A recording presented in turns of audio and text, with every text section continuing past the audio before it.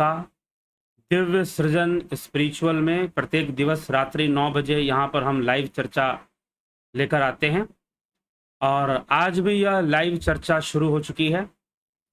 आप सभी इससे जुड़कर पूरा लाभ उठाएं। और आज का जो विषय है वह है ब्रह्म को ना कोई देख सकता है ना पकड़ सकता है। श्वेतास्त्रोपनिषद से यह विषय लिया गया है। श्वेतास्त्रोपनिषद से यह विषय लिया गया है और उसी पर आज चर्चा होगी। और इस चर्चा में आप भाग लें और कोई प्रश्न हो आपके तो आप कमेंट करके पूछ भी सकते हैं। लाइव सेशन चल रहा है तो साथ ही साथ आपके प्रश्नों का उत्तर भी प्रतिदिन देने का कार्य होता ही है।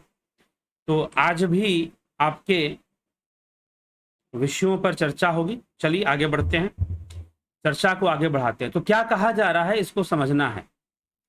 कैसे कहा जा रहा है? बहुत कुछ सुन चुके हैं, जो लोग रेगुलर सुनते रहते हैं वो बहुत कुछ सुन चुके हैं। तो यह भी ध्यान में मेरे रहता है कि हाँ भाई, ज्यादातर लोग वही होते हैं जो सुनते हुए आ रहे हैं। हाँ, कुछ लोग नए भी होते हैं, ऐसी बात नहीं है, लेकिन कमेंट करने वालों में तो ज्यादातर वही होते हैं कि जो पहले से सुनते आ रहे हैं। लगभग 80% लोग वही रहते हैं कमेंट सेक्शन में।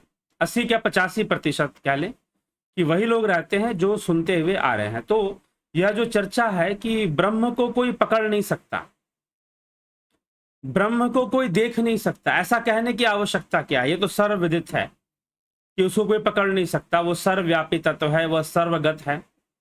लेकिन फिर भी ऐसा कहा जा रहा है कुछ एक खास दिशा की ओर हमारा ध्यान खींचने के लिए। और वो दिशा कौन सी है उसके ऊपर हम आज चर्चा करेंगे। तो चलिए पहले इन श्लोकों को देखते हैं कि श्लोक इस विषय में क्या कहते हैं। तो 19वां श्लोक, चतुर्थ अध्याय, चौथा अध्याय। ऋषि कहते हैं कि नैन मूर्ध्वम नैन त्रियंच न मध्ये परिजग्रभत न तस्य प्रतिमा अस्ति यस्य नाम महादशा।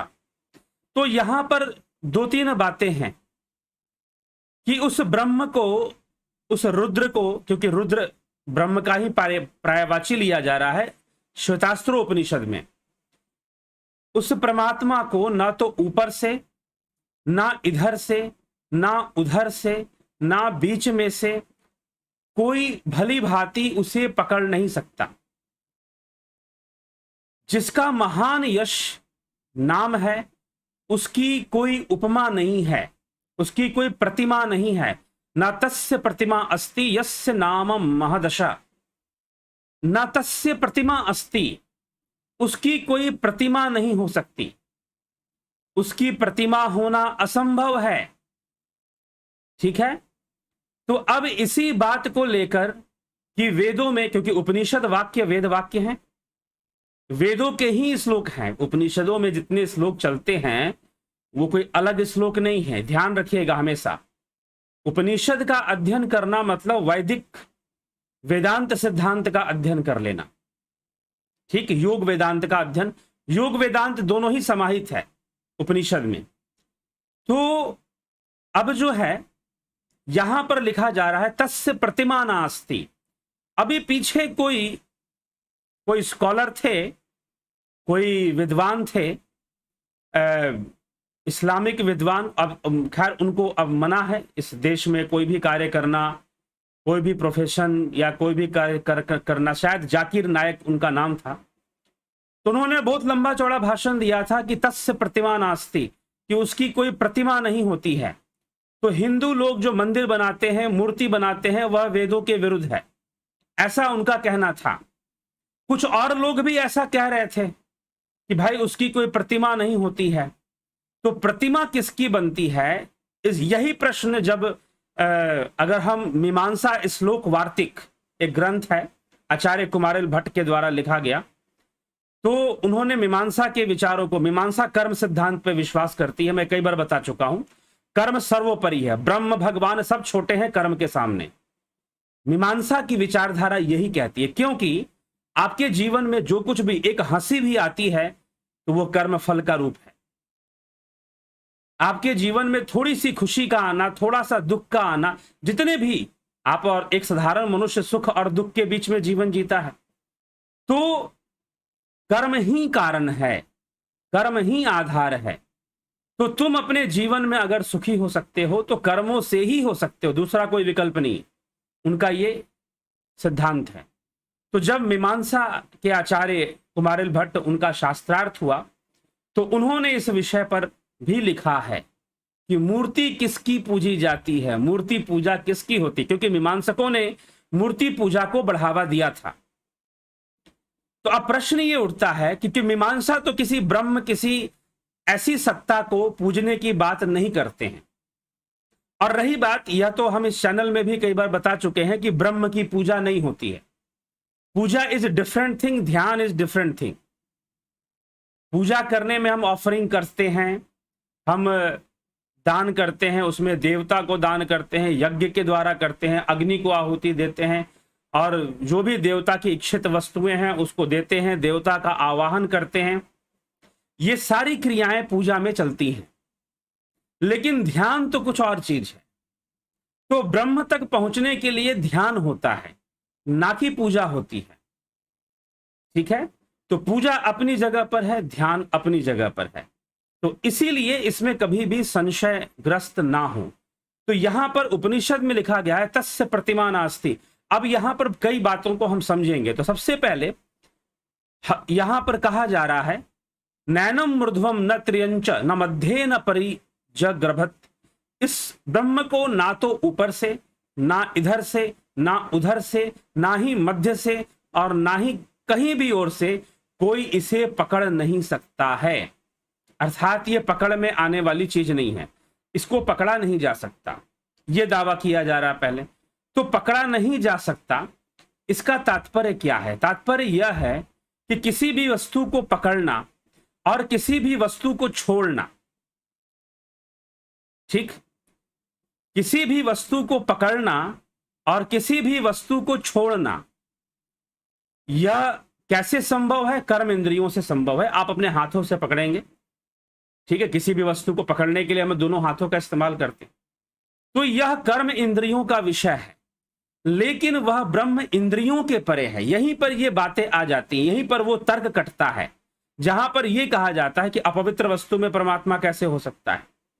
कोई संस्था है, आप जानते होंगे, जो ये दावा करती है अपवित्र वस्तु में परमात्मा नहीं हो सकता। भैया, पवित्र होना, अपवित्र होना, ये सारा विषय इंद्रियों का विषय है, और वह इंद्रियातीत है। और जो इंद्रियों से परे है, तुम उसको इंद्रिय विषय में क्यों ले आते हो बार बार घसीट कर? तुम उसकी तुलना इंद्रिय विषयों से क्यों करते हो? तो अतुल्य है ना, वह तो अतुल्य है, तो इंद्रिय विषयों से उसकी तुलना बार बार क्यों करते? इंद्रिय विषयों को इंद्रिय विषयों के अनुसार समझना चाहिए, ठीक है।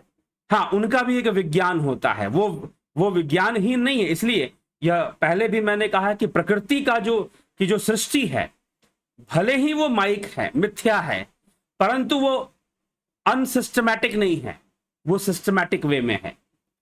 तो उसके सिस्टम को समझना ही चाहिए, जबरदस्ती कुछ कर लेने से नहीं हो जाता सिस्टम को। इसलिए प्रकृति का ज्ञान, विज्ञान का ज्ञान है वो। तो यहां पर उस ब्रह्म के विषय में कहा जा रहा है कि यह तो इंद्रियों का विषय है। पकड़ना, किसी चीज को ऊपर से पकड़ोगे, नीचे से पकड़ोगे, बीच से पकड़ो, कहां से पकड़ो भाई? अगर तुम्हारे पास कोई मूर्ति हो, या तुम्हारे पास किसी व्यक्ति को पकड़ना है, किसी जानवर को पकड़ना है, किसी पेड़ को पकड़ना है, तो नीचे से भी पकड़ सकते हो, बीच से भी पकड़ सकते हो, ऊपर से भी पकड़ सकते हो।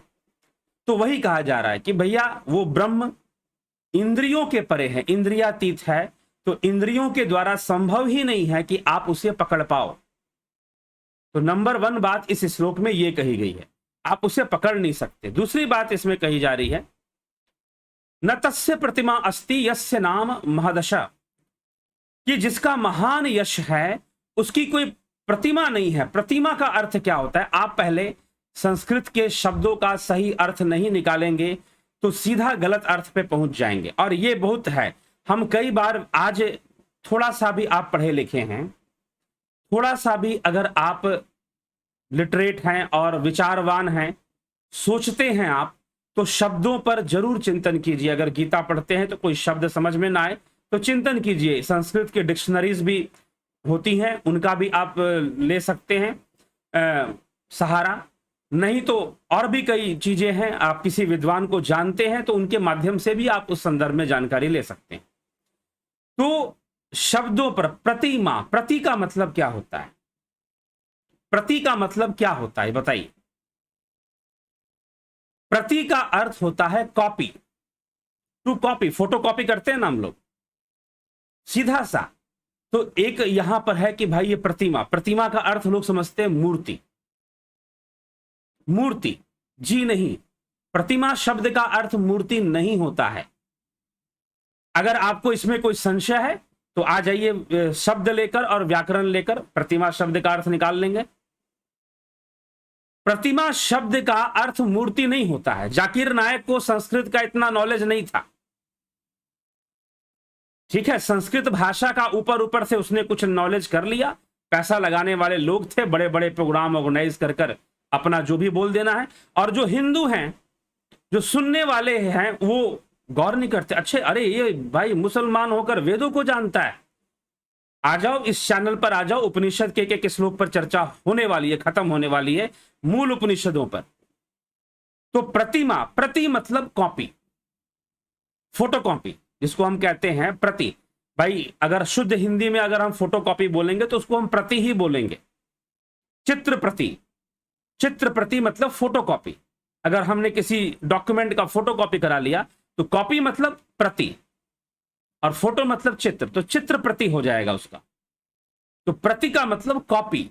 तो ब्रह्म का की कॉपी नहीं हो सकती, ठीक है, उसका कोई कॉपी नहीं बन सकता, उसका कोई उपमा नहीं हो सकता, ठीक है। तो जितने भी बातें हम ब्रह्म, और यहां पर चर्चा किसी देवी देवता की नहीं की जा रही है, देवी देवता की यहां चर्चा नहीं हो रही, यहां ब्रह्म की चर्चा हो रही है, ठीक है। तो हमने इस कई बार कई वीडियोस में इस चैनल पर आपको बताया गया है कि देवी देवताओं का कॉन्सेप्ट क्या है, ब्रह्म क्या है, दोनों अलग अलग चीजें हैं भाई। देवी देवता प्रकृति के अंग हैं, देवी देवता भाव युक्त हैं, भावनात्मक हैं, भावपूर्ण हैं देवी देवता, ठीक है। तो इसीलिए देवता भावपूर्ण है, देवता मंत्रपूर्ण है, देवता शब्दपूर्ण है, शब्द रूप है, भाव रूप है, मंत्र रूप है। मंत्र रूप शब्द रूप कहना एक ही बात हुआ। तो भाव रूप है और शब्द रूप है देवता। ब्रह्म भावातीत है, देवताओं की पूजा होती है और करनी चाहिए।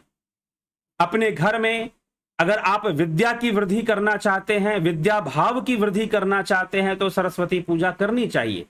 शक्ति भाव की वृद्धि करना चाहते हैं तो दुर्गा पूजा करना चाहिए। धन भाव की वृद्धि करना चाहते हैं तो लक्ष्मी पूजा होनी चाहिए, नो प्रॉब्लम। वह एक अलग कॉन्सेप्ट है, ठीक है, जो कि प्रकृति पूजा का ही एक अंग है। तो प्रकृति की बहुत प्रधानता है, इतनी प्रधानता प्रकृति की अगर दूसरे किसी विचारधारा में है तो वो साइंटिफिक फिलॉसफी है। साइंस की फिलॉसफी में नेचर का इंपॉर्टेंस है। नहीं तो अगर हम अब्राहमिक थॉट की बात करेंगे तो प्रकृति को कोई महत्व नहीं दिया गया है उनके ग्रंथों में, उनकी किताबों में या उनके विचारधारा में, चाहे वो अब्राहमिक थॉट के जितने भी ग्रंथ किताबें हैं। तो नेचर को, नेचर की स्टडी करना, नेचर को समझने का प्रयास करना, प्रकृति को जानने, प्रकृति की सूक्ष्मता को जानना, यह सब सांख्य का विषय है, योग का विषय है। योग शास्त्र में अंतः प्रकृति को समझाने का बार बार प्रयास किया गया है। अंतः प्रकृति को भली भांति समझ लेने से बाह्य प्रकृति पर भी हम कई निर्णय ले सकते हैं, बाह्य प्रकृति को भी अच्छे से समझ सकते हैं। तो यह विषय है। तो उसकी कोई प्रतिमा नहीं है, मतलब उस ब्रह्म की कोई कॉपी नहीं हो सकती है, ठीक है। जब भी आप उसकी कॉपी करेंगे, जब भी आप उसको उपमा देंगे, जब भी आप उसको प्रति, तो वो ब्रह्म तो होगा ही नहीं। ब्रह्म इंद्रियों का ही विषय नहीं है, वह इंद्रियातीत है, ठीक है। लेकिन अब यहां पर, अब जैसे कि कुछ विद्वान ऐसे भी हैं जो ये मान लेंगे कि हाँ जी वो भगवान वो एक, वो गॉड और ब्रह्म एक ही चीज है। जी नहीं, ब्रह्म is not God, Brahma God नहीं है, क्योंकि ब्रह्म जो है वह निष्क्रिय तत्व है, प्रकृति के संदर्भ में निष्क्रिय। वैसे तो सब कुछ करने वाला वही है, लेकिन प्रकृति की जो त्रिगुणी माया से 3 गुणों के कारण जो कर्म की उत्पत्ति होती है, पहले भी मैंने बताया है एक वीडियो के अंदर कि 3 गुणों के विरोधाभास से जो कर्म की उत्पत्ति होती है, 3 गुणों के विरोधाभास से जीव गुणों के वशीभूत हो गया, भावनाओं के वशीभूत हो गया, तो भाव के वशीभूत होकर वो कर्म करेगा। इसी प्रकार से प्रकृति सबको कर्म बंधन में बांधे रहती है और कर्म करवाती रहती है, विवश कर उनसे कर्म करवाती रहती है, सबको कर्म परायण में लगा के रखती है। ठीक है, लेकिन यह प्रकृति का खेल है। सब कुछ करने वाला वो ब्रह्म जो है भावातीत रूप में सब कुछ करता है, मतलब अनइंटेंशनली, उसका कोई इंटेंशन नहीं है कुछ करने का। आपको सुख मिले या दुख मिले उसका कोई इंटेंशन नहीं है। ठीक, तो इसीलिए ब्रह्म तक पहुंचने का मार्ग ध्यान योग है, परम शांति का मार्ग ध्यान योग है। ठीक, तो ये हमें विषय समझना पड़ेगा। तो जो विषय भावनात्मक है उसको भाव दिया जा सकता है, उसको मूर्ति दी जा सकती है, उसकी मूर्ति बनाई जा सकती है। हां, जिसको हम ब्रह्म कहते हैं, जिसको हम आत्मा कहते हैं, जिसको हम परमात्मा कहते हैं, उसकी मूर्ति नहीं बन सकती। और वो सर्वव्यापी है, सर्वगत है, सर्वभूत गुहाशय है। यह 3 शब्द प्रयोग किए गए श्वेतास्त्रोपनिषद में, सर्वव्यापी, सर्वगत, सर्वभूत गुहाशय, अर्थात हर जगह पहुंचा हुआ है, हर जगह व्याप्त है और सभी भूतों के गुहा में है, गुप्त रूप से सभी भूतों में विद्यमान है। तो इस प्रकार से ब्रह्म के बारे में बार बार रिपीट कर श्वेतास्त्रोपनिषद में लिखा जा रहा है। तो उस ब्रह्म की जो सर्वव्यापी है, जो सर्वगत है, जो सर्वभूत गुहाशय है, उसकी प्रतिमा नहीं हो सकती, उसकी प्रतिमा नहीं बनाई जा सकती। जब भी उसकी प्रतिमा बनाएंगे या जब भी उससे हम प्रार्थना करेंगे तो वह भावनात्मक होगा। उस प्रार्थना की सीमा प्रकृति तक होगी, ब्रह्म तक नहीं जा सकती वो प्रार्थना। ब्रह्म तक क्या जा सकता है? एकाग्रता जा सकती है। एकाग्रता भी मत कहिए, धारणा और ध्यान। धारणा करते हुए, ध्यान करते हुए, समाधि के द्वारा ब्रह्म तक पहुंचा जा सकता है। ठीक है, तो ब्रह्म तो दूध में घी के समान है, दूध में घी के समान है, तो वो तो सर्वव्यापी सर्वगत है। तो जैसे घी को निकालने की युक्ति है, वैसे ही उस ब्रह्म को तक पहुंचने की ध्यान योग एक युक्ति है। उस युक्ति के द्वारा पहुंचा जा सकता है, ना कि पूजा से, प्रार्थना से। पूजा प्रार्थना से ब्रह्म के पास नहीं पहुंचा जा सकता। ठीक है, तो अब यहां पर आपको कॉन्सेप्ट समझ में आएगा कि गॉड का कॉन्सेप्ट या खुदा अल्लाह का कॉन्सेप्ट और ब्रह्म का कॉन्सेप्ट अलग अलग है, एक जैसा नहीं है। वहां प्रार्थनाएं होती हैं, वहां यह माना जाता है कि सब कुछ करने वाला वो है, वो 7वें आसमान पर रहने वाला है, वैसी मान्यताएं वहां पर हैं। जबकि कोई 7वां आसमान नहीं, कोई ऊपर वाला नहीं, सर्वव्यापी, सर्वगत और सर्वभूत गुहाशय ब्रह्म के लिए कहा गया। वो प्रार्थनाएं सुनता है।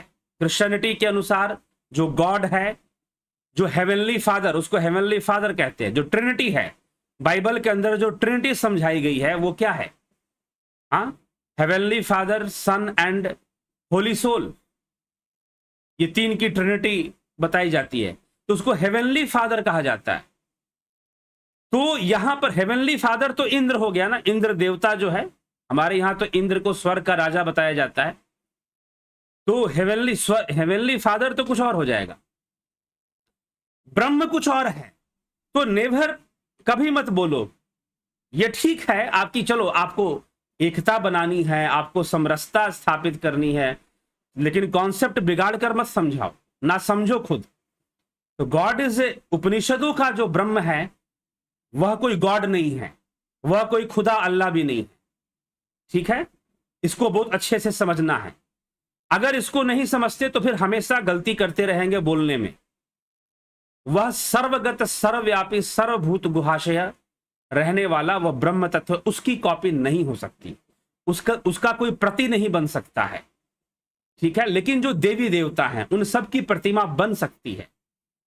ठीक है, जितने हम, जैसे भगवान राम हैं, श्री कृष्ण हैं, वो हमारे लिए देव रूप हैं, उन सब की प्रतिमा बन सकती है। कोई दिक्कत नहीं है। दुर्गा जी हैं, शिव जी हैं, शंकर भगवान हैं, तो जितने भी हम ये नाम लेते हैं अपने देवताओं की या भगवानों की भी प्रतिमा बन सकती है, देवताओं की भी प्रतिमा बन सकती है, ब्रह्म की नहीं बन सकती है, ब्रह्म की प्रतिमा नहीं बन सकती है। तो ये कॉन्सेप्ट जाकिर नायक के पास है नहीं, कहीं से थोड़ा थोड़ा चुन चुन के पढ़ लिया और दो हिंदुओं से प्रश्न कर देंगे। अब जो सनातन धर्मी हैं उनके सबसे बड़ी मूर्खता क्या है कि ऐसा कोई इंस्टीट्यूट नहीं है जो शास्त्रों का अध्ययन करवाए। अगर वो है भी तो उसमें इतने नियम कानून और उसको इजी बनाकर नहीं रखा गया है। तो कई चीजें इंस्टीट्यूशनलिज्म का एक प्रेशर आ जाता है फिर बहुत बड़ा, ठीक। तो इस तरह की चीजें भी प्रॉब्लम आ जाती हैं। तो कोई सिंपल सा कोई इंस्टीट्यूट जो कि बहुत साधारण तरीके से सिंपल वे में, ताकि हर आदमी कंफर्टेबल फील करे, आज का युवा भी कंफर्टेबल फील करे, चाहे वो जीन्स टी शर्ट पहनता हो, जैसे भी रहता हो, लेकिन उसके अंदर एक जिज्ञासा पैदा हो कि हाँ मुझे उपनिषद जानना है, मुझे गीता को समझना है, तो वो कंफर्टेबली उस चीज को जान पाए। तो ऐसा कोई इंस्टीट्यूट नहीं है जहां पर इसका अध्ययन कराया जाए। तो जाकर कॉन्सेप्ट क्लियर होगा और जाकिर नायक जैसे लोगों को जवाब देना बहुत आसान हो जाएगा, फिर बहुत इजी हो जाएगा फिर, ठीक। तो देवी देवताओं की मूर्तियां बनती है और उसके बनने में कोई बुराई नहीं है।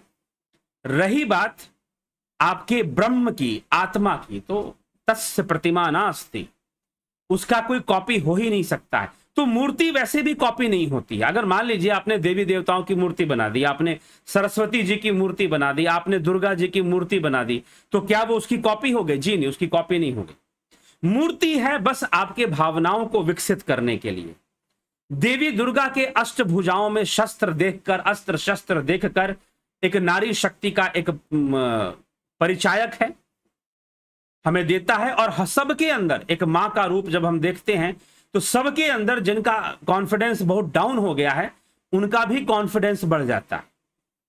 मुझे एक महिला मिली थी कुछ वर्षों पहले, लगभग 10 वर्ष पहले, मुस्लिम महिला थी वो। तो उनका बड़ा विश्वास था गीता उता और कई चीजों में। तो मैंने पूछा कि आप कैसे इस तरफ आपका रुझान कैसे हो गया, अध्यात्म की तरफ और सनातन धर्म की तरफ? तो तो उन्होंने बताया कि मैं एक बार बहुत परेशान थी और डिप्रेशन में थी। मेरी फ्रेंड थी, कॉलेज फ्रेंड, और उसने मुझे ऐसी कहा कि चल तू परेशान है, चल दुर्गा पूजा है, मैं घूम कर आते। वेस्ट बंगाल की बात है ये, पश्चिम बंगाल की बात है। तो वो घूम कर आते हैं। अब घूमने मैं जाना नहीं चाहती थी, मैंने भी सोचा कि चलो मुझे तो कोई दुर्गा पूजा वूजा करनी नहीं है, लेकिन चल पड़ती हूँ, घूमने में क्या है, थोड़ा सा मन बहल जाएगा मेला वेला देखकर। अब वो चली गई मेला वेला देखकर। अब उसने दुर्गा जी की कई मूर्तियां देखी, भले उसने पूजा नहीं की, वो पंडाल से अपना बाहर रहती थी, पूजा नहीं की, लेकिन दुर्गा जी की मूर्ति वो देखती थी और मूर्तियां देखी और कई चीजें उसने देखी। और देखने के बाद उसने कहा कि मेरा पूरा माइंड चेंज हो गया, मेरा पूरा डिप्रेशन खत्म हो गया। मैंने ऐसा इमेजिन करना शुरू कर दिया कि जैसे दुर्गा जी के हाथ में अस्त्र शस्त्र हैं, मेरे भी हाथ में अस्त्र शस्त्र हैं। मैंने अपने आप को दुर्गा जी के रूप में कल्पना करना शुरू कर दिया और फिर मेरा कॉन्फिडेंस बहुत बढ़ गया और मैं कई बुरी चीजों का सामना करने के लिए अपने आप को तैयार करने लगी। तो ये चीज होता है, ये एक सच्ची घटना बता रहा हूं। और बिल्कुल अपने लाइफ में ऐसी एक महिला से मैं मिला और उन्होंने ऐसी ऐसी बातें बताई। लगभग उम्र 40 वर्ष की थी जब वो मुझे मिली थी। तो उन्होंने इस प्रकार से अपने बारे में बताया कि जब मैं दुर्गा पूजा में घूमी और मैं परेशान थी, किसी कारण किसी ने मुझे परेशान किया था, जिसके कारण से मैं डिमोरलाइज हो चुकी थी, बहुत बुरी तरह से डिमोरलाइज, बहुत बुरी तरह से डिप्रेशन में आ चुकी थी। तो लेकिन जैसी मैंने दुर्गा पूजा का पंडाल घूमा, मूर्तियां देखी, तो मेरा पूरा माइंड बदल गया। उन मूर्तियों को देखकर मैंने खुद को दुर्गा जी के रूप में इमेजिन करना शुरू कर दिया। तो ये एक भावनात्मक शक्ति का विकास होता है और वही उसी पर्पस के लिए पूजा का विधान है, ठीक है, उसी कार्य के लिए पूजा का विधान है। तो देवी देवताओं की मूर्तियां हो सकती हैं, ब्रह्म की मूर्ति नहीं हो सकती। ब्रह्म तक पहुंचने के लिए तो ध्यान योग ही साधन है, दूसरा कोई साधन नहीं है, ठीक। तो ये हमें थोड़ा समझना है। तो इसमें, इस श्लोक में यही बात समझने योग्य है कि तस्य प्रतिमा नास्ति का क्या तात्पर्य है। अब आगे हम चलते हैं। अगले श्लोक में क्या कहा जा रहा है। अभी पकड़ने की बात की, भाई मूर्ति तो वो है नहीं कि पकड़ लोगे, नीचे से पकड़ोगे, बीच से पकड़ोगे, ऊपर से पकड़ो, कहीं से पकड़ नहीं सकते उस ब्रह्म को, वो पकड़ में नहीं आ सकता। दूसरा, न संदृश्य तिष्ठति रूपमस्य न चक्षुषा पश्यति कश्चनैनम हृदयस्थम मनसा य एनमेवं विदुर्मृतास्ते भवन्ति। उस परब्रह्म के स्वरूप को कोई दृष्टि के सामने नहीं ठहरता है, उस ब्रह्म को कोई भी चक्षु से देख नहीं सकता है। जो साधक जन इसको अपने गुहा में जान लेते हैं, हृदयस्थ कर लेते हैं, स्थित अंतर्यामी को जानते हैं, वही अपने हृदय गुहा में उसको जान लेते हैं, उसको जान लेते हैं निर्मल मन के द्वारा। जिस मन में विचारों की शुद्धता हो चुकी है, विचारों का निरोध होगा, निर्विचार अवस्था, निर्विकल्प अवस्था जिसे कहते हैं, तो निर्मल मन के द्वारा इस प्रकार वह उस अमृत स्वरूप ब्रह्म को जान लेते हैं और वो स्वयं भी अमृत स्वरूप हो जाते हैं। तो कहा जा रहा है कि नेत्रों के द्वारा आप उसे देख नहीं सकते। You can't see through your mortar eyes.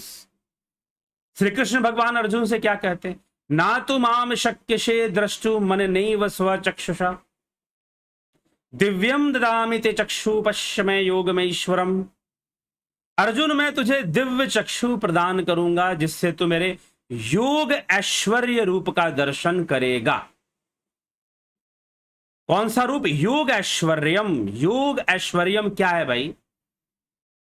कई गुरुओं को मैंने देखा है, थोड़ी सी इसकी व्याख्या में, सबकी बात नहीं कर रहा मैं, कुछ मिस्टेक करते हुए, कुछ गलती करते हुए।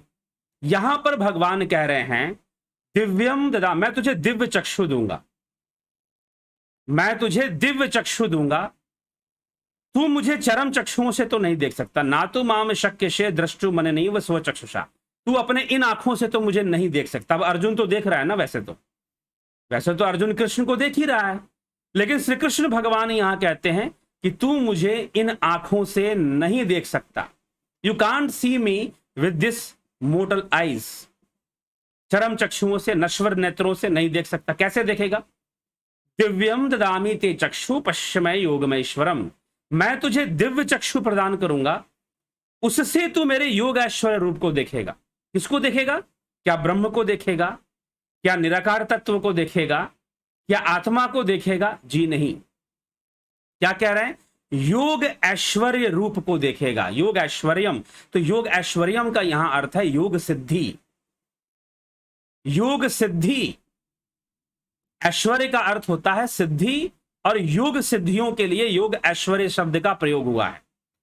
तो मेरी योग सिद्धि से, अब योग सिद्धियां क्या होती हैं समझने के लिए पतंजलि योग सूत्र का विभूति पाद सुन लीजिए। इस चैनल पर विभूति पाद का प्लेलिस्ट है, आप विभूति पाद, योग सूत्र का जो विभूति पाद है उसमें बताया गया है योग सिद्धियां होती क्या है संयम के द्वारा। तो श्री कृष्ण सिद्ध योगी हैं, श्री कृष्ण जीवन मुक्त सिद्ध योगी हैं, अर्थात वो शरीर का बंधन या शरीर जीवन, उनका जीवन मुक्त जीवन है, बंधन नहीं उनके लिए। इसीलिए वो कहते हैं बहूनी मैं व्यतीतानि जन्मानि तव चा अर्जुना तान्यहम वेद सर्वाणि नात्वम वेद परम तप। हे परम तप, तेरे मेरे बहुत सारे जन्म हो चुके हैं, मैं उन सबको जानता हूं, लेकिन तू नहीं जानता कुछ भी। तान्यहम वेद सर्वाणि नात्वम वेद परम तप, ऐसे श्री कृष्ण भगवान कहते। फिर क्या कहते हैं? फिर कि मेरे जन्म कर्म दिव्य हैं, जन्म कर्म च में दिव्य वेवम यो वेति तत्वतः त्यक्त्वा पुनर्जन्म नैति मामेति सो अर्जुना।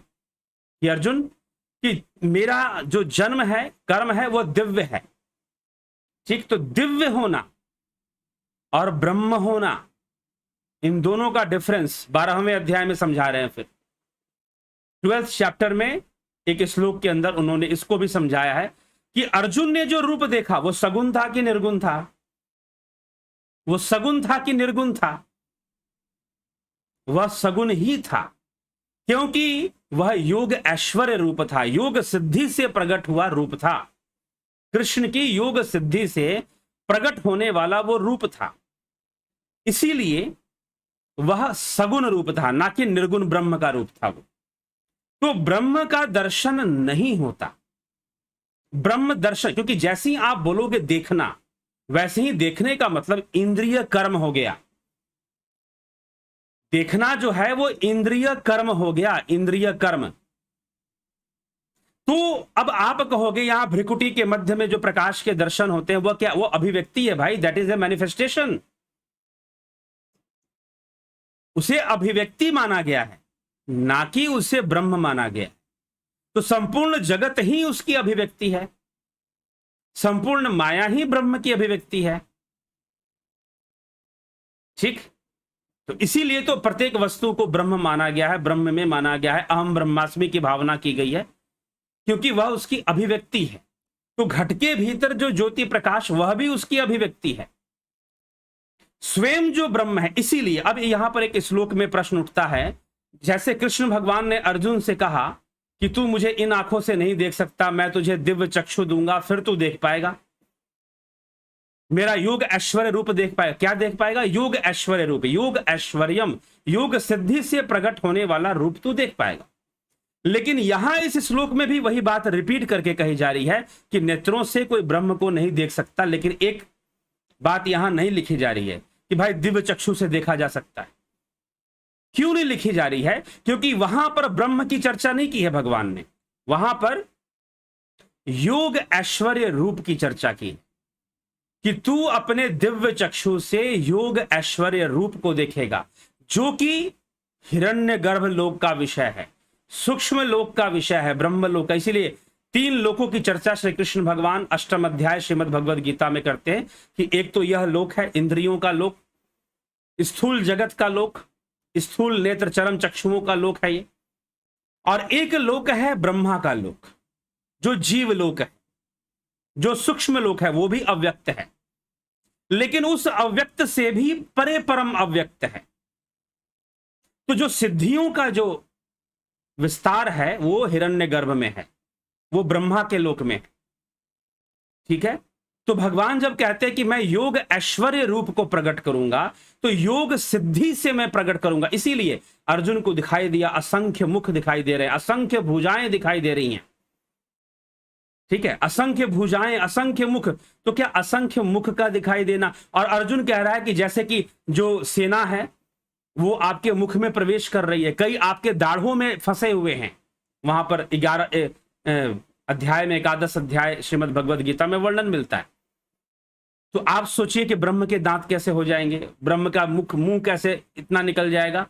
जी नहीं, वह योग ऐश्वर्य रूप, श्री कृष्ण भगवान अपने योग ऐश्वर्य रूप को वहां प्रकट करते हैं और अर्जुन को दिखाते हैं कि तू देख ले, काल के रूप को दिखाते हैं कि तू देख ले कि कैसे सारी घटनाएं घटने वाली है, सारे योद्धा पहले ही मर चुके हैं, तू क्या मारेगा इनको, ये इनकी मृत्यु पहले ही निश्चित हो चुकी है। तो इसीलिए इससे तू मोहित मत हो। उसका मोह भंग करने के लिए भगवान उसे ज्ञान देते हैं, आध्यात्मिक ज्ञान देते हैं, आध्यात्मिक विषय को समझाते हैं, आत्मा के विषय को समझाते हैं। तो ये सारी चीजें वहां पर चल रही हैं। ठीक, तो निश्चय ही जब हम भी ध्यान योग करते हैं तो पहले हम उसी मार्ग से जाते हैं, हिरण्य गर्भ से होकर ही हमें निकलना है। ध्यान योग करते हुए भी ब्रह्म तक हमें पहुंचना है। तो ये सारी चीजें चलती हैं।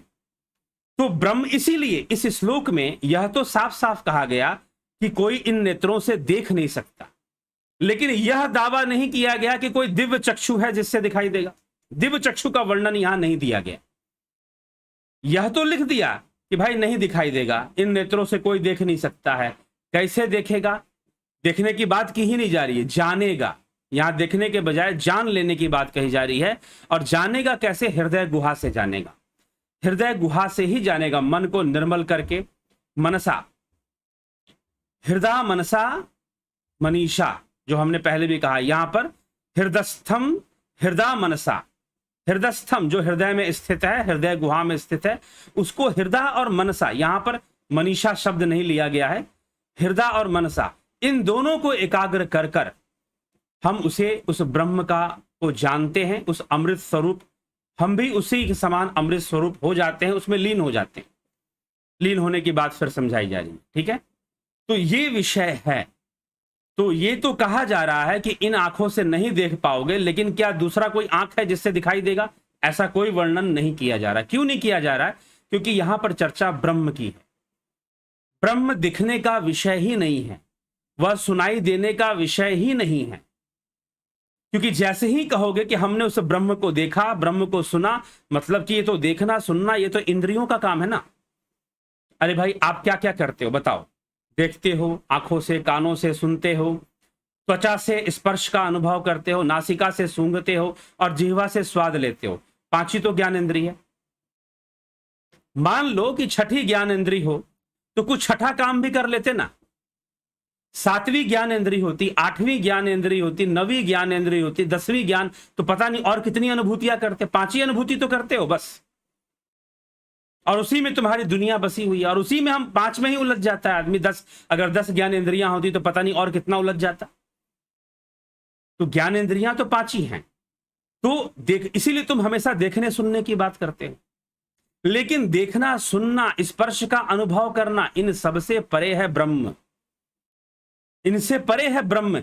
इसीलिए यहां पर हृदयस्थ, हृदय में स्थित, हृदय और मनसा को मन को एकाग्र कर कर, निर्मल कर कर, निर्विचार कर कर, हम एकाग्र होकर हम अपने स्वरूप में ही उस ब्रह्म को जान सकते हैं। लेकिन किसी इंद्रिय के माध्यम से हम ये कहें कि हम सुन सकते हैं, हम देख सकते हैं, हम उसका स्पर्श कर सकते हैं, ये असंभव है, ये नहीं होता। ठीक है, ये नहीं होता।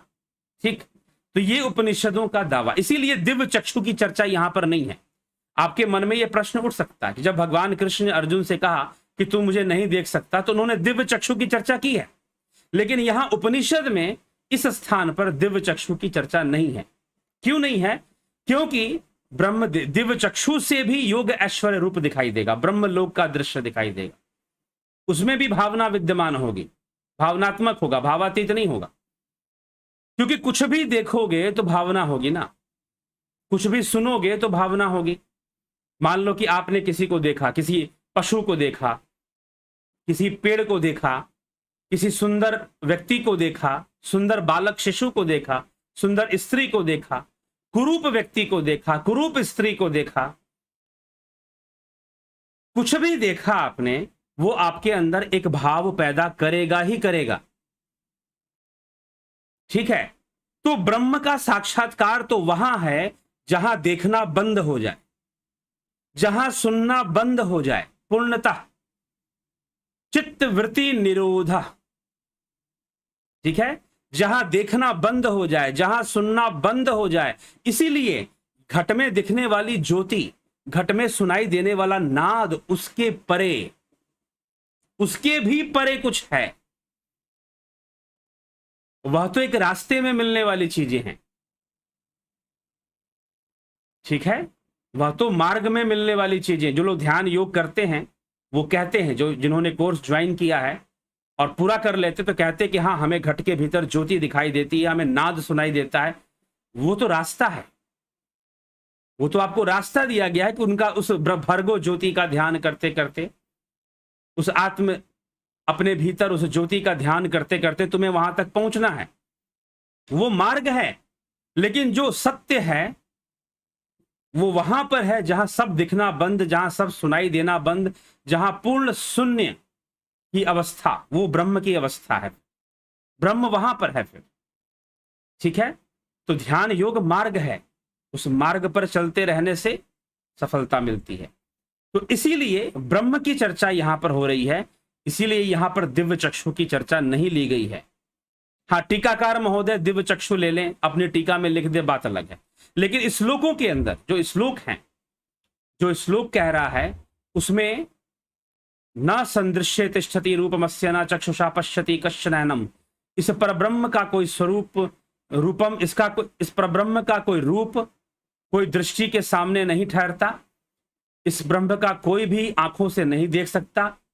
जो साधक जन ये एनम हृदयस्थम, जो हृदय में स्थित, हृदय और मनसा, अपने हृदय मन को एकाग्र कर कर, निर्मल कर कर, ध्यान में लीन कर कर, एवं विदु, जो इस प्रकार से उसको जान लेते हैं, विदु मतलब जानना, वे अमृत स्वरूप हो जाते हैं। वह जो योगी हैं अमृत स्वरूप बन जाते हैं। ये कहा जा रहा है, देखने की बात नहीं कही जा रही है। ठीक है, तो इसीलिए हमें इस विषय को ऐसे समझने की आवश्यकता है। 2 विषय हमने चर्चा कर लिए, 3 विषयों पर चर्चा मान के चलिए। पकड़ा नहीं जा सकता, उसकी प्रतिमा नहीं होती और उसे देखा नहीं जा सकता।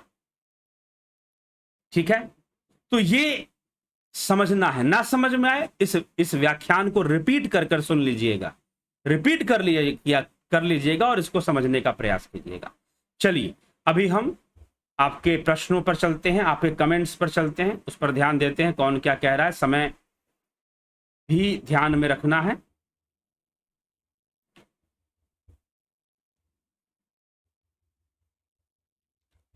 तो कमेंट्स के अंदर जगत नारायण जी, बहुत बहुत अभिनंदन आपका। विश्व यात्री जी, विक्रम सिंह जी, गोपाल शर्मा जी, कन्हाई कुमार जी, राजू पाल जी, उषा श्रीवास्तव जी, सरोज कृष्णानी जी, रूपलाल विश्वकर्मा जी, स्मिता का बहुत बहुत अभिनंदन है। आप सभी इस कार्यक्रम में भाग लिए, इसलिए चलिए आगे चलें। अर्जुन चौहान जी, एसके मिनहास जी, माधुरी कोले जी, अलका काले जी, जयंती भाई पटेल जी, रूप सिंह खिचर जी, चितरंजन बरुआ जी, बीना जी, परम श्रद्धेय योगी राज गुरु शस्त्र। मुझे उपनिषद सुनने और समझने का सौभाग्य प्राप्त हुआ, इससे पहले नहीं सुने थे। आपका बहुत बहुत आभार व्यक्त करती हूँ। गीता स्वाध्याय मेरी वर्ष से लगी है। अच्छी बात है, स्वाध्याय करें गीता का, और उपनिषद भी स्वाध्याय ही है, तो उपनिषद का भी जरूर अध्ययन स्वाध्याय करें। उदय शंकर जी, चंदन जना जी, हे प्रभु तुम्हारे, ठीक है, अभिनंदन आपका। पिंटू वासवा जी, प्रभु सिंह जी, रचना जी, कुलदीप सिंह जी, मनोरंजन फोगाट जी, रमेश चोपड़ा जी, दीपा मैकलिस्टर जी, मोस्ट वेलकम दीपा जी, राम निवास मीना जी, बलवंत सिंह गोहिल जी, ज्योति दत्ता जी, सुधा अग्रवाल जी, RW2 माइक्रो। क्या प्रेत आत्मा किसी के शरीर में प्रवेश कर सकता है? क्योंकि कर्म विधान के अनुसार तो वो दूसरे शरीर को प्राप्त होगी, और अगर प्रवेश कर सकती है तो फिर अपने मृत शरीर में वापस क्यों नहीं आ सकती? मृत शरीर क्या होता है, ये तो बहुत, आप थोड़ा सा खुद से विचार कीजिए। मृत शरीर क्या होता है? मृत शरीर जिसका सिस्टम डिस्ट्रॉय हो चुका है बीमारी के कारण, अधिक उम्र होने के कारण, ठीक है, या किसी भी एक्सीडेंटल कारण से जिसका शरीर डिस्ट्रॉय हो चुका है, उसमें वो प्रवेश क्यों करने गई? जब तक हाँ पर प्रवेश है तो उसमें भी वो जल्दी प्रवेश नहीं करेगी। मृत शरीर के अंदर वो चलने वाला ही नहीं, गाड़ी खराब हो चुकी है, ठीक है, तो क्यों चलेगी, मृत शरीर में प्रवेश करेगी? दूसरी बात, कि किसी जीवित व्यक्ति के अंदर प्रवेश कर जाती है, जी हाँ, उसके ऊपर प्रवेश कर जाती है पूरी तरह से, ये नहीं कह सकते। इसमें भी कर्म सिद्धांत है, इसमें भी कर्म सिद्धांत है, ठीक है। तो जो लोग प्रेत बाधा से ग्रसित होते हैं या प्रेत बाधा से बहुत परेशान होते हैं, तो उनके ऊपर भी कर्मों का फल ही भोग रहे होते हैं वो, कहीं ना कहीं, ठीक है। इसको आप समझिए। तो हाँ, उसका उपचार करना चाहिए, उसका उपचार जरूर करवा लेना चाहिए, करना चाहिए, और सही जगह करवाना चाहिए, गलत जगह नहीं करवाना चाहिए जहां से और 10 प्रेत अपने ऊपर ले लो, ऐसा उपचार मत करवा लेना। तो कोई प्रेत आत्मा किसी दूसरे के शरीर में उस तरह से प्रवेश नहीं करती जैसे कि जीव ने प्रवेश किया है, जिसका शरीर है वैसे नहीं प्रवेश करती।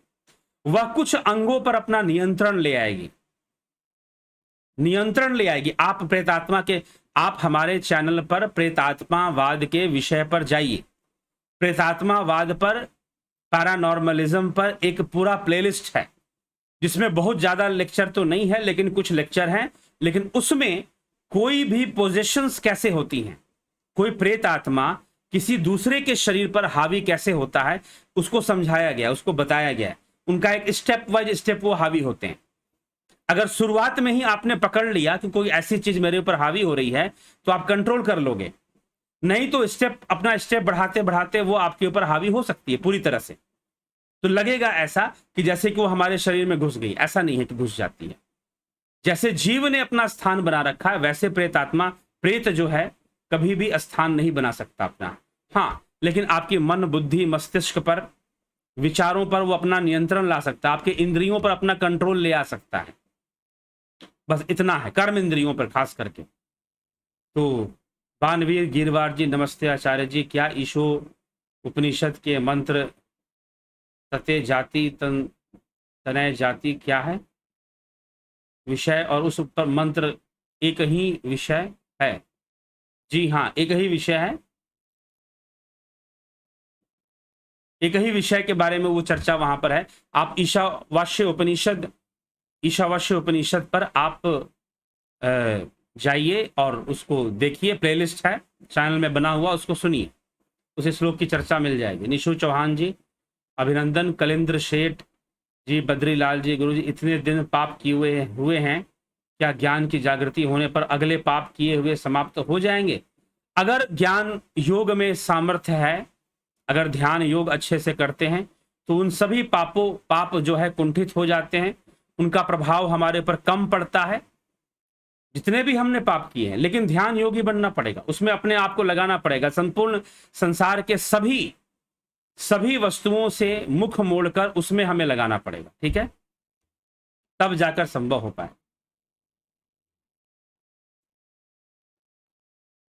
स्मिता सावंत जी, हृदय गुहा यानी शून्यातीत अवस्था। जी, तो निशु चौहान, लिविंग बीइंग्स की मूर्ति बनवा सकते हैं जैसे गुरु इत्यादि, देवता रूप में जो भी है। चलिए, तो ये है, तो जो भी कहता है कि मैं ब्रह्म ज्ञानी हो गया, तो समझिए उसे ब्रह्म की अनुभूति हुई ही नहीं है, वो कह ही नहीं सकता, क्योंकि जिसको थोड़ी भी अनुभूति हो गई है वो ऐसे बोलेगा नहीं। और इसका जो प्रमाण है केनो उपनिषद में हम पहले ही देख चुके हैं। केन उपनिषद के अंदर हम देख चुके हैं कि कैसे वहां पर यह बात लिखी गई कि भाई ब्रह्म ज्ञानी कोई हो नहीं सकता।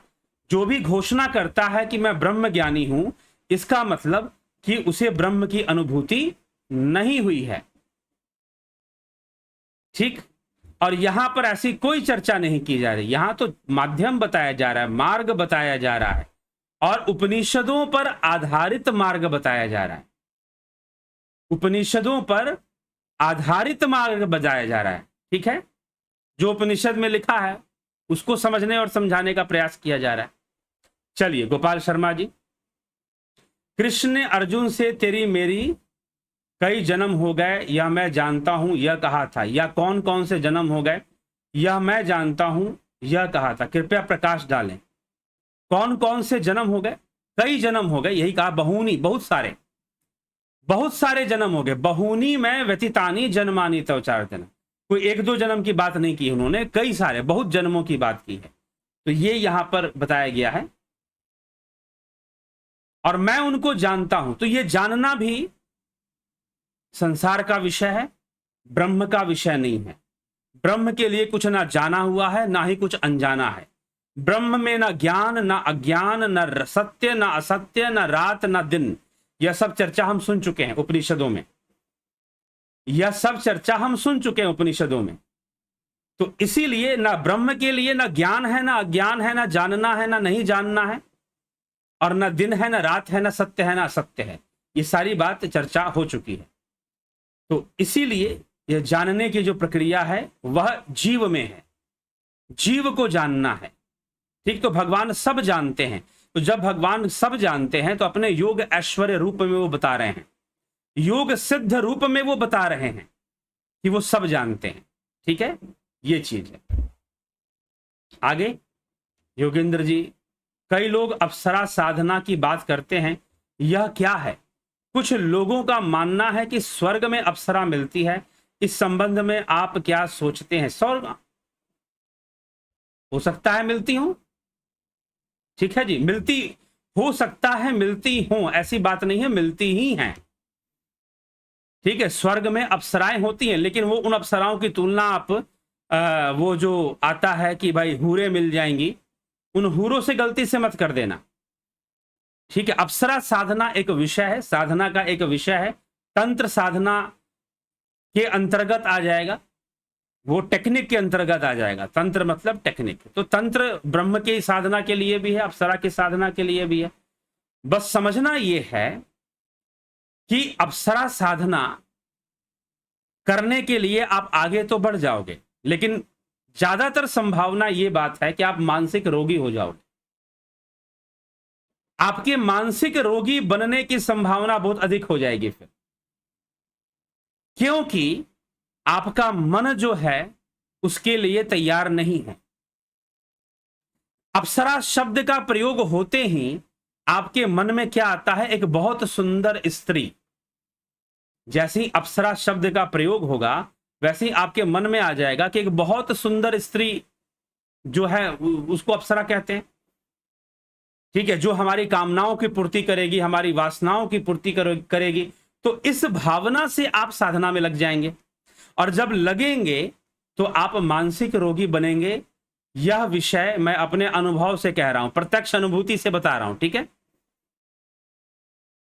ऐसे साधकों से मैं मिला हूं जो अप्सरा साधना करते हैं, उनके कहने पर मैंने खुद भी कुछ प्रयास किए हैं। मानसिक रोग की ओर आप जो है बढ़ना शुरू कर देंगे, ठीक है। और वो सारे साधक जो मिले बाद में, कुछ ने पहले से वो मानसिक रोगी ही थे, मानसिक रोग से व्याप्त थे वो, ठीक है।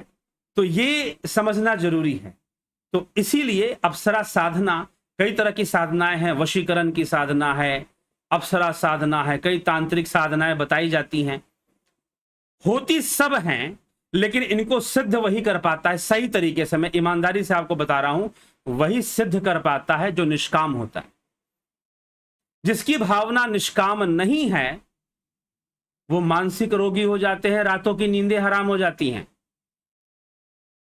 ऐसे साधकों को देखा है, तब मैं आपको बता रहा हूं। जिनके अंदर निष्काम भावना है वही साधनाओं को सिद्ध कर पाते हैं। और ध्यान योग की जो साधना है इसमें तो निष्कामता आ ही जाती है, क्योंकि इसका लक्ष्य ना अप्सरा है, ना किसी का वशीकरण है, ना किसी का सम्मोहीकरण है।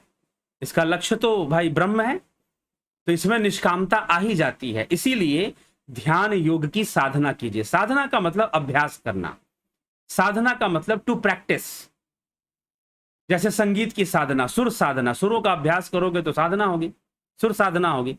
तो गलत प्रैक्टिस करेंगे, गलत लक्ष्य को लेकर, तो निश्चय ही अगर आप ध्यान योगी हैं और निष्काम भावना से अपने अभ्यास में चलेंगे तो आपके अंदर सिद्धियां भी विकसित हो जाएंगी। और अगर आप पूर्णतः निष्काम हैं तो अपने लक्ष्य की प्राप्ति कर लेंगे, आप आत्मा तक पहुंच जाएंगे, आप स्वरूप की उपलब्धि कर लेंगे। अप्सरा हो गए, देवता हो गए, सिद्धियां हो गई, ये तो बीच में आने वाली, ये बीच में आने वाली चीजें हैं, ठीक है। तो इसीलिए सभी साधनाओं का जो मूल है वो ध्यान योग है, जो कि उपनिषद में बताया जा रहा है। अगर मूल अप्सरा साधना होती तो उसको भी उपनिषद में बताया जाता फिर, ठीक। तो मूल उपनिषदों के अंदर जो चर्चा की जा रही है, तो इसलिए मैं आपसे यही कहूंगा कि आप इस चैनल पर, हम ऐसी कोई चर्चा नहीं करते कि अप्सरा साधना और वशीकरण साधना, ठीक है, लोग परेशान होते हैं, अपनी कामनाओं के वशीभूत होते हैं, सांसारिक वासनाएं, सांसारिक कामनाएं, इनमें उलझे रहते हैं लोग, और इसके वशीभूत कभी वशीकरण सिद्धि करने चले जाते हैं, कभी अप्सरा को साधने चले जाते हैं, कभी यक्षिणी को साधने चले जाते हैं, ठीक है। होता सब है, होता नहीं है ऐसी बात नहीं है, होता है, लेकिन पतन का कारण बन सकता है, पतन का कारण बन सकता है, ठीक है, यह समझ लीजिए। विश्वामित्र ने कोई अप्सरा साधना नहीं की थी, विश्वामित्र ने ब्रह्म की साधना की थी, विश्वामित्र ने ब्रह्म की उपासना की थी। कोई अप्सरा साधना नहीं की थी कि मेनका आ गई उनके पास, जी नहीं, ब्रह्म की उपासना की थी विश्वामित्र ने। इसीलिए किसी भी एक बात मैं आपको समझा देता हूं, मेरा काम है, ड्यूटी है, जब मैं इस विषय पर बोल रहा हूं तो आपको सलाह दे देना, अपना पतन मत कर लेना। विषय बहुत सूक्ष्म है, अपने अनुभव से बता रहा हूं, रातों की नींदें हराम हो जाएंगी, जीना मुश्किल हो जाएगा, बेचैनी छाई रहेगी 24 घंटे, ठीक। अपनी मन मर्जी से कोई साधना मत शुरू कर देना जैसे तैसे, अगर बहुत कुछ करना है तो मंत्र जाप कर लिया कर लेना, नहीं तो नरक बन जाएगी जिंदगी जीते जी। होता सब कुछ है, अप्सरा साधना भी है, यक्षिणी साधना भी है, सारी चीजें हैं, लेकिन मोह माया में कमजोर पड़कर, क्योंकि आपके अंदर उतनी ऊर्जा और उतना कई चीजें, और दूसरा कामनाओं के वशीभूत आप जाएंगे, ठीक है। तो ध्यान योग, अपने स्वरूप की खोज करो, स्वरूप की उपलब्धि करो, अपनी आत्मा को जान पाओ, वहां तक पहुंच पाओ, तो वह सर्वश्रेष्ठ उपलब्धि है। उसके देवता अप्सराएं उनकी सेवा करती हैं, उन आत्मज्ञानियों की, ठीक है। तो जो देवता हैं, जो अप्सराएं हैं, उन आत्मज्ञानियों की सेवा करने आती हैं। उनको, उन आत्मज्ञानियों को कोई अप्सरा साधना करने की आवश्यकता नहीं पड़ती। उन आत्मज्ञानियों को कोई यक्षिणी साधना या फिर कुछ करने की जरूरत नहीं पड़ती, ठीक। आत्मज्ञानियों को कुछ करने की जरूरत नहीं पड़ती, अप्सराएं खुद आ जाती हैं उनके पास, देवता खुद आ जाते हैं उनकी सेवा में, प्रकृति खुद उनकी सेवा में लग जाती है। इसलिए कहा कि भाई प्रकृति के संपूर्ण रहस्य खुल जाते हैं उसे योगी के सामने, समझे। तो इसीलिए मैं आपको यही सलाह दूंगा कि ऐसी साधनाओं के चक्कर में ना पड़कर आत्म अनुसंधान करें, आत्म योग करें, ध्यान योग करें, जो कि हमारे उपनिषदों में, क्योंकि सब कुछ विश्वामित्र ने वही किया था, और मेनका कोई बुलाया नहीं था, वो स्वयं ही आ गई। तो इसीलिए आत्मज्ञान की साधना करें, कामनाओं से स्वयं को मुक्त करें, और उस ब्रह्म को लक्ष्य लेकर चले, तो निश्चय ही सब कुछ हो पाएगा, ठीक। हाँ, कामनाओं से मुक्त आदमी सहजता से हो नहीं जाता, आसान नहीं है, लेकिन ध्यान योग के मार्ग पर चलने का प्रयास तो कर सकता है, कोशिश तो कर सकता है, आगे तो बढ़ ही सकता है। तो इसलिए ये मैं आपको कभी नहीं कह सकता कि आप ये साधना करो, वो साधना करो, ठीक है। चलिए ध्यान योग करिए, बस आगे बढ़ते हैं।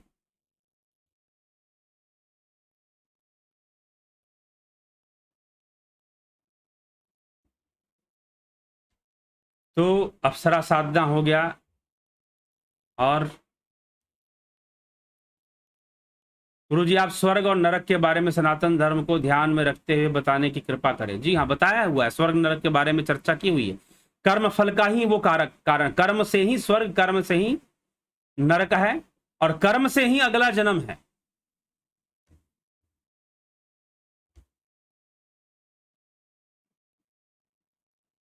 जय हरि, हम क्या पाओ हाथ वाणी एवं स्थूल शरीर की गतिविधि ध्यान रखकर जागृत अवस्था में परमात्मा को पा सकते हैं। जब मैं आपका सत्संग सुनता हूं मुझे कुछ ऐसा ही लगता है, कृपया मार्गदर्शन करें। हाँ, हम एकाग्र हो सकते हैं, अपनी एकाग्रता का विकास करते हुए हम उस अवस्था में जा सकते हैं। ज्योतिष शास्त्र तो वेदों का हिस्सा है जैसे आयुर्वेद, लेकिन यह लाल किताब काली किताब, यह क्या कौन से लाल किताब ज्योतिष वेदों का हिस्सा नहीं है, ठीक है। ज्योतिष शास्त्र वेदों का हिस्सा है, ये कह सकते हैं। लाल किताब आदि विकसित किए गए हैं बाद में। होता क्या है कि उपाय चाहिए ग्रहों से, क्योंकि जो वैदिक ज्योतिष है वो आपको उपाय नहीं बताता, वह बस ग्रह दशा बताता है कि इस ग्रह का ये प्रभाव पड़ेगा, आप जान सकते हैं। लेकिन उपाय जो बताए गए हैं वो अपने से अपनी बुद्धि लगाकर, तर्क शक्ति का प्रयोग करते हुए, वैकल्पिक शक्ति का प्रयोग करते हुए उपायों को बनाया जाता है, उपाय को डेवलप किया जाता है। तो बहुत तरह के जो उपाय हैं, जैसे रत्नों को पहन लेना और कई तरह के उपाय ज्योतिष में बताए जाते हैं, तो वो बना उस पर लाल किताब उस पर आधारित है, लाल किताब उस पर आधारित है, ठीक है। तो उसे हम वैदिक नहीं मान सकते। स्मिता सावंत, क्या शून्यातीत अवस्था ही समाधि है?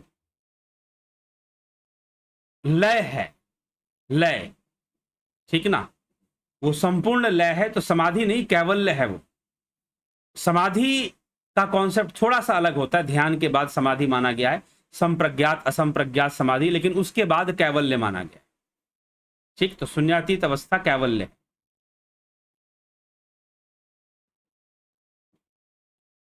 ब्रह्म और पार ब्रह्म अलग अलग नहीं है, एक ही चीज है। कुशाग्र राय जी, सुंदरलाल वर्मा जी, कुशाग्र राय, हम जीव हैं या आत्मा? अभी तो जीव हैं जब बात कर रहे हैं तो। स्मिता सावंत, अनिल कुमार, हाँ जी, बफरिंग बीच में आ रहा था, अब ठीक है। प्रभु बताएं हम जीव हैं या आत्मा? और आत्मा तो स्वयं ब्रह्म है। जी हाँ, आत्मा से स्वयं ब्रह्म ही है, इसमें कोई संशय नहीं है, ठीक है। लेकिन अभी जो भी आप लिख रहे हैं तो आप जीव रूप में लिख रहे हैं, ना कि ब्रह्म में। इतना समझना, कई बार बताया जा चुका है इस चर्चा को। सुनिए पीछे के वीडियो ध्यान से सुनिए। ए.के. भट्ट, ठीक है। तो गुरुजी आपने अप्सरा साधना छोड़ दी, कैसे? जय हो। बिल्कुल, ऐसी चीजों को क्यों किया जाए? मैंने एक अनुसंधान की दृष्टि से लिया था उसको, तो अनुसंधान की दृष्टि से लिया था तो बस थोड़ा सा अनुसंधान किया, समझ में आ गया, छोड़ो निकलो, ठीक है। समय की बर्बादी है मेरे लिए, ठीक, ये चीज है। और जब, इसीलिए ए.के. भट्ट जी योग सूत्र का अध्ययन कर लीजिए, बस सारा संशय दूर हो जाएगा। अप्सरा साधना, यक्षिणी साधना सब गायब हो जाएगा, ठीक है।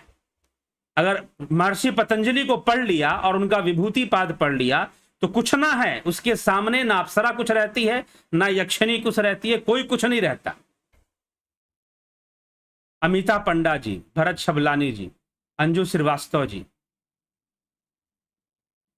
ठीक, अमन कक्कर जी, ठीक है जी। चलिए अब जो है हम चलते हैं, विचारों को विराम देने के लिए समय हो चुका है, तो विचारों को यहां विराम देंगे। और फिर से अंत में आज का यही मैं कहूंगा कि ध्यान योग क्लास 11 तारीख से शुरू हो रही है, उसको ज्वाइन करें, उसका लाभ उठाएं।